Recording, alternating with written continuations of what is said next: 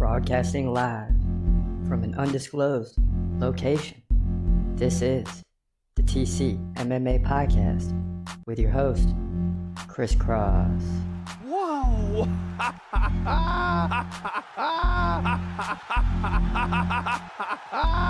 Dana White privilege. Let's go, baby! Let's go! Let's go! Let's go! Let's go, baby! Dana White privilege. Privilege. Privilege.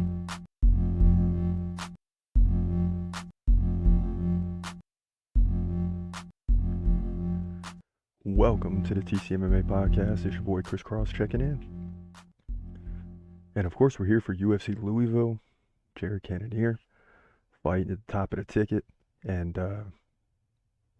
he's awesome. You look at his resume. We're going to get into all that and the big prediction against Imavov here later in the show, as well as some other predictions. We'll go up and down this card. But first, some breaking news today, and something everyone's talking about. Is Conor McGregor to blame for the canceled UFC 303 press conference in Dublin, Ireland? Is McGregor to blame?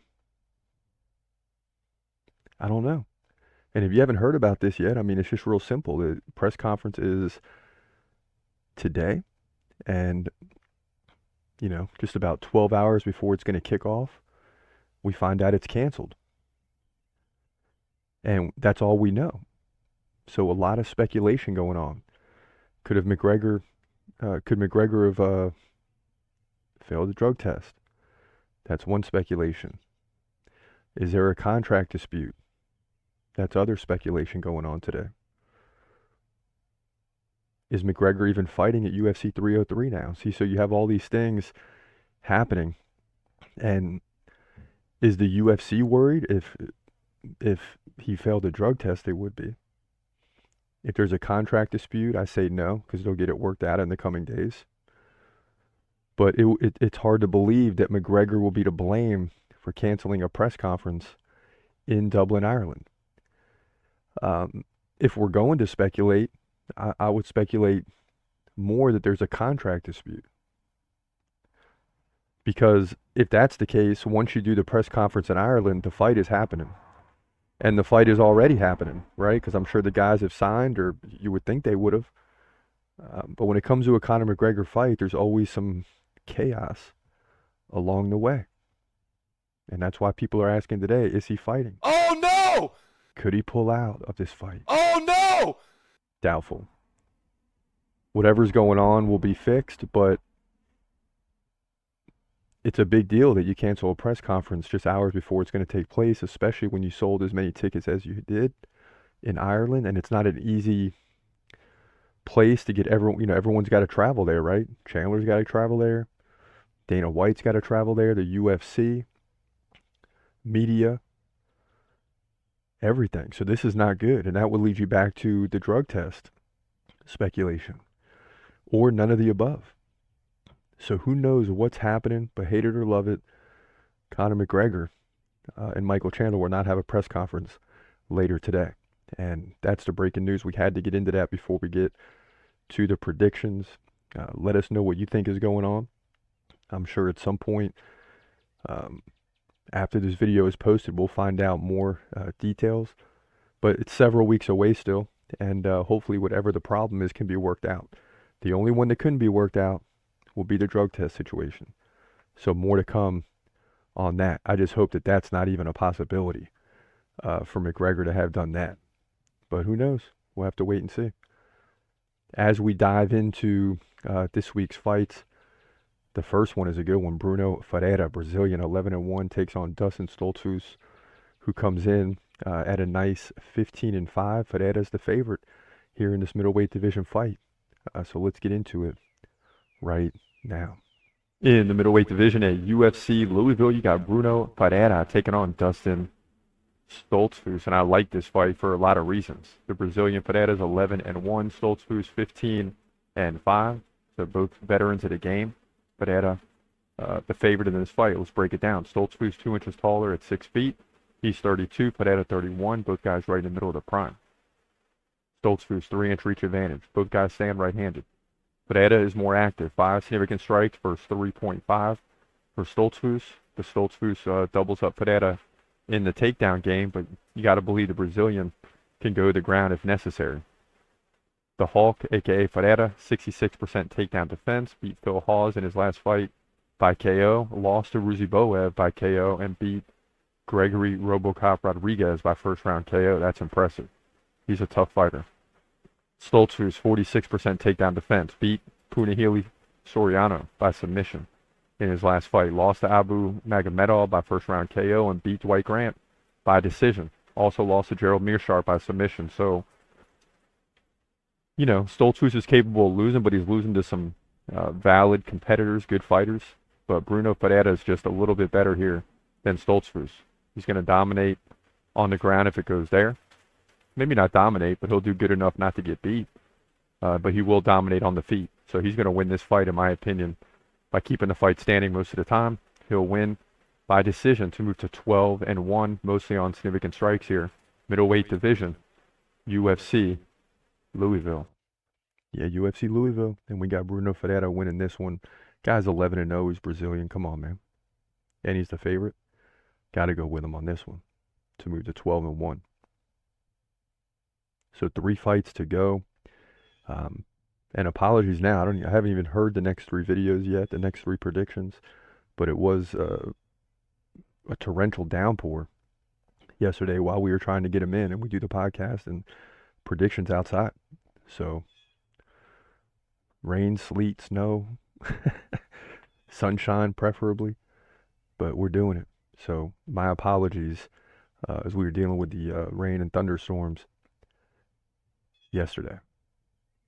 So as we continue forward, you got another good one in fight 3. I mean, and you get the return of Raul Rosas Jr. taking on Ricky Tercios. And this fight's been scheduled, I think, 2 other times. I know for sure at UFC Mexico City, it didn't happen. So we finally get to see this fight. Let's get into it right now. In the bantamweight division at UFC Louisville, finally get to see Raul Rosas Jr. once again. He's 8-1.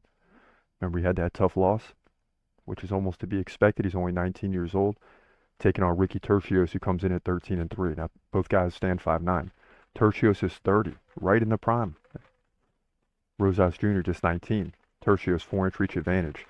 He fights right-handed. Rosas Jr. is a switch stance fighter. Now, Rosas isn't known for striking. Very slow pace. 1.3 significant strikes per minute. It's almost nothing. Tercios, 5 significant strikes per minute. So obviously he wants to keep the fight standing, but Rosas dominates in takedowns and can take down his opponents at will, which is a little tougher when the guys are older and more experienced. So we'll see how it plays out here. Came back and beat Terrence Mitchell by KO after the unanimous decision loss to Christian Rodriguez. He trailed 29-2 in significant strikes in that fight, 3 takedowns, but just couldn't do anything with him, right? Before that, he beat Jay Perrin and Mando Gutierrez. So he's won 3 of 4 in a UFC setting. Ricky Tercios has been around for a little bit, beating Kevin Natividad by split decision, lost to Aman Zahabi, and beat Brady Highstand. All fights going to a decision. So, that tells me, those fighters that Tercios lost to are not nearly as good as Raul Rosas Jr. We broke this fight down twice already because this fight keeps getting delayed. And the bottom line is nothing changes, man. I'm on board with Raul Rosas Jr. I like to get him back on the do list, but he's got to get the win here, and he will. By decision on takedowns to move to 9-1. Bantamweight division. UFC Louisville. Yeah, we got to go with our boy not Ricky Tercios, but Raul Rosas Jr. for sure. I like this guy. He's young. He's going to have some setbacks along the way. He had that setback against Christian Rodriguez. The guy was much older, has some experience, and was just able to control him. And you're going to have that. It's not like you're just going to walk into the UFC and take over. There's levels to this game, as you hear. But he's going to be older and older every time we see him. By the time he's 22, 23, and you look at a guy like Chase Hooper as well. He's looking like a much stronger guy compared to like 2021, getting up there now in age. 24, 25, and I'm guessing, I'm probably slightly off on this, but certainly looks like a different person 3 years later as he still comes into himself. And that's what's going to happen here with Raul Rosas Jr. And I'm looking forward to seeing him fight. We should have saw him fight a month or two ago, right? But it's just been delayed. Next up, you got Dominic Reyes and Dustin Jacoby in a light heavyweight fight. We haven't seen Dominic Reyes that much over the past 3 years, just 2 fights since I think, well, really 4 years, since 2020, just 2 fights, maybe 3. So he's coming back and, he's fighting a good fighter in Jacoby. Let's get into this one right now. In the light heavyweight division at UFC Louisville, got Dominic Reyes making the return. We haven't seen him in a while. He's 12-4, taking on Dustin Jacoby, who comes in at 19-8. So I like this matchup. Reyes, 1 inch taller, is 6'4". He's 34. Jacoby's 36. You almost would feel like it's the other way around. Reyes, 1 inch reach advantage, 77-76. He fights left-handed or southpaw. Jacoby fights right-handed. Jacoby more active, 5.5 significant strikes to 4.8. Right? Both guys really like 1 takedown every 9 rounds. So it's going to be a stand-up striking affair, which is why Jacoby is the favorite. Now, Reyes, just 2 fights since 2021. And he's lost 4 in a row to John Jones, Jan Blachowicz, Jiří Procházka, Ryan Spann. So 3 of those 4 against really good opponents. Superman Spann KO'd him in the first round. It just hasn't gone well for him as of late. But where does Jacoby mix in compared to the last 4 opponents, right? Jacoby lost to Benefield by decision, as of Matt Mirzakhanov and Khalil Roundtree, both by decision. He did KO Kennedy Zachukwu. So 2 guys that are struggling are squaring off in the co-main event. You gotta love it. And it's hard to believe that Dominic Reyes has really slowed down this much, but we haven't seen him in some time. I have a feeling we're going to see a different Dominic Reyes in this fight. I expect a great battle here, that Dominic Reyes might win. I have a feeling he's going to win. Left-handers are comfortable against right-handers. Most fighters are right-handers, so Jacoby's used to fighting righty on righty. So we'll see how it goes in terms of the opposite stances. I like Dominic Reyes to edge out Dustin Jacoby, despite the fact he's almost a 2-1 underdog. And I like him to win by decision here to move to 13-4 on significant strikes. He might even trail in total, but he's going to win 2 of the 3 rounds very closely to get the win here. Light heavyweight division, UFC Louisville. Yeah, it should be an interesting fight between these two in the light heavyweight division. I mean, big implications and an opportunity for Dustin Jacoby to beat a well-respected opponent, right? In Dominic Reyes, an opportunity for Dominic Reyes to get back in the win column and start looking better. He's not that old at all, and he's 12-4 still a force to be reckoned with, but hasn't looked good for whatever reason since the 2019-2020 days, right? But he's certainly capable of getting back to form for sure. As we creep forward into the main event, yes, Jared Cannonier versus a worthy opponent in Nassourdine Imavov. And when I was looking at Cannonier's last few fights, I was surprised at who he beat since the Adesanya loss. We're going to get into all that. Then you got a very good Imavov across from him. So how's this going to play out? Well, let's get into it right now. In the middleweight division, your main event at UFC Louisville, you got Jared Cannonier coming in at 17-6, taking on Nassourdine Imavov, who comes in at 13-4. Now, first thing you got to know about Imavov is he's 4 inches taller. This guy stands at 6'3". He's just 29. Cannonier, 40. That's crazy. He's getting up there. Cannonier, 3-inch reach advantage, 78-75. He's a switch stance fighter. Imavov stands right-handed. Both guys highly active, near 5 significant strikes per minute. Neither guy is a big takedown specialist, if you will, both landing less than 1 takedown over the course of 3 rounds. So expect 1 or 2, maybe 3 in this fight. Cannonier 63% takedown defense, Imavov 76% takedown defense. Now first, Jared Cannonier, right? Coming off back-to-back wins over Marvin Vettori by decision and a split decision win, wow, over Sean Strickland. And that in that fight, Strickland had a takedown. He led 152 to 141. So Sean Strickland, saying at UFC 302, he's been robbed before, and he's talking about Jared Cannonier and Dricus du Plessis, 2 fights he lost back to back or by split decision, right? But Cannonier got the win there. Now he did lose to Adesanya. Other than that, he beat Derek Brunson and Kelvin Gastelum. So the guy's won 4 of the last 5, despite being 40. He's still a solid fighter. Now, Imavov still has 4 losses, right? He's had the no contest against Chris Curtis. He lost to Sean Strickland by decision. Got outstruck by him. He did beat Roman Dolce and Joaquin Buckley. So, what you got to figure here is Imavov wins if Cannonier's slowing down. But I don't think Cannonier's slowing down just yet. He had a rough fight against Adesanya, but he's won 4 of the last 5. And he's, when you compare the Sean Strickland fight, Cannonier trailed by 11, Imavov trailed by like 40 or 50.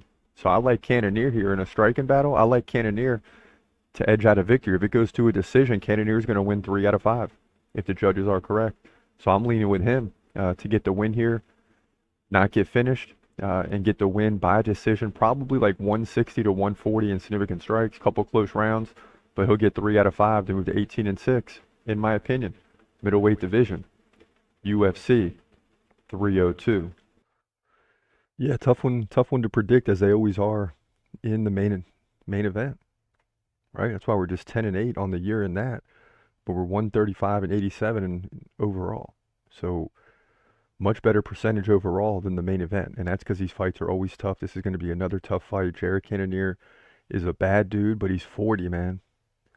I just don't think it plays in to the fight, the age, yet, but it's certainly going to at some point. Like, man, the middleweight division is tough. I mean, you saw Sean Strickland dominate Paulo Costa this past weekend at UFC 302. You got Hamza versus Whitaker coming up. If Cannonier wins this fight, we're going to have basically 5 fighters in Hamza, Cannonier, Sean Strickland, Dricus, Adesanya, who are all capable of winning the belt on any given day. That's incredible. I mean, that's absolutely incredible. So very tough division, big implications in this fight. Imavov could move himself up into another level with a victory here. And that's why I'm going with Cannonier, because I just don't think it's going to happen. Not that Imavov can't do it, but I just don't think his time is right now. And that's just how I see it playing out. But we'll see. That's why we watch the fights, because we don't know what's going to happen at the end of the day. But for now, this your boy, Chris Cross. This is the TCMMA Podcast.